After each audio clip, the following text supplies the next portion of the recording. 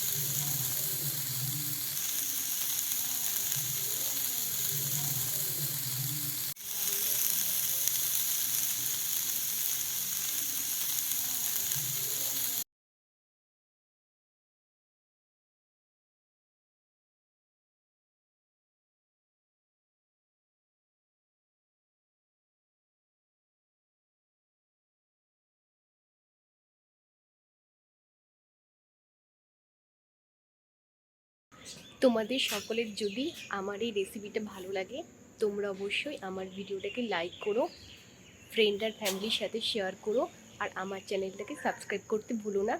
তাহলে তোমরা এই 10 মিনিটের রেসিপিটা বাড়িতে বানিয়ে অবশ্যই খেও, আর আমাকে কমেন্ট করে জানিও তোমাদের কেমন লেগেছে। তাহলে তোমাদের সাথে দেখা হচ্ছে আবার পরের ভিডিওতে। এখনের জন্য টাটা।